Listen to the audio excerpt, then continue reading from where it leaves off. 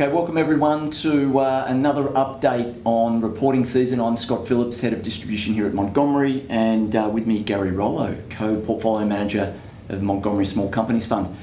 So we're about halfway through reporting season. A week's gone since we did our first take. Gary, what have you seen from reporting season so far? Give me a pulse check. Okay, so you're right, Scott. We're just about halfway through. There's been more beats from an earnings point of view than misses, but that's looking backwards. Outlooks are the things that tend to count because, after all, the stock market buys the future, and those have definitely been more negative or sanguine than the market was hoping for. In terms of big issues that we've seen be flagged by management teams, there's no doubt that we're seeing inventory and balance sheet shape is a focus, and costs. Wage inflation is a big issue for these corporates out there right now. I would say in Australia probably running at about 4 to 5%, overseas more, so Australia better, but nevertheless it's a big focus for management teams. Okay, so taking that into account, what's been working and what's not worked? Well, possibly the easiest way to segment that is to take a little bit of an overarching sector view. So let's group it into the growth stocks. I mean, in small caps, you're looking for growth. So some of these high quality, well-run growth companies, results as an opportunity for them to show their earnings power and their capability. The stock market tends to underestimate what a quality management team with a quality position in the market can deliver. And when they show the results, you get a chance to see that, and of course the market looks at that and gets a bit excited again. So they've got a lot of airtime. Their results are really starting to cut through the macro noise, I would say. In cyclicals, sectors which depend more on the macro pulse, well, last week we did retail, so I won't go back over that, but it's been more or less the same there. Some extreme variability, and where you've got weak management, look at the Baby Bunting result, that was a shocker. But say in resources where mining services companies, resources are their clients, the resource market's strong, so all of that cost inflation we've seen some sectors struggle with, the mining services companies have had the opportunity to pass that on, they've been passing it on, and so they've got the growth and they've got the margin, so that's been a decent sector.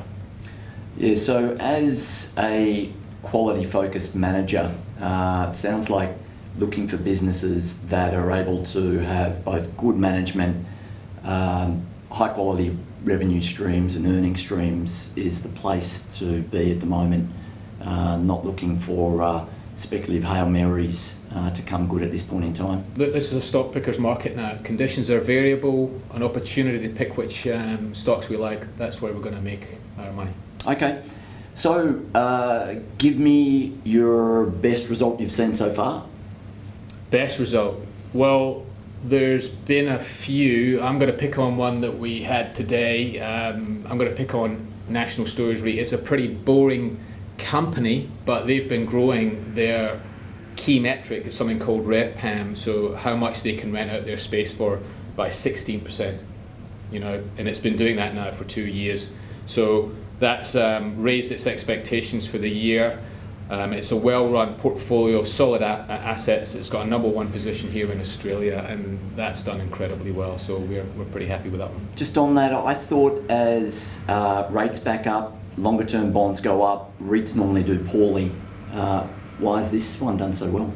Well, this one is an operating company as well as a rent collector. So if you're just a passive asset holder, you're exposed to those interest rate rises, and you can't really do much on the front end of your business to mitigate them. NSR just mentioned that RevPAM growth. They're really optimizing their portfolio, efficient revenue frontier, so to speak, and that's offsetting that, increased interest rate rise. Okay, and just quickly, give me your worst result you've seen so far. It's probably a tough one. Yeah, well, a very interesting one. IRAS, it's a small cap darling, but that's, to me, been an investment crime scene for the last couple of years. You've got high dividend payout ratio, a product portfolio that's needing investment, you've got stock buyback on, you've got a levered balance sheet, that something's got to give.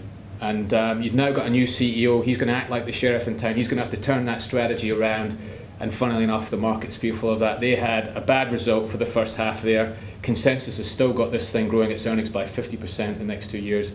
I don't see how that's going to happen. So that one would worry me if I had that in the portfolio, and we don't. All right. Let's wrap it up there. We'll come back in a week's time, have a look at some further results and get a pulse on what's happening in the Australian economy. Don't forget to follow us on Facebook and Twitter. Gary, thanks for your time. Thanks, Scotty.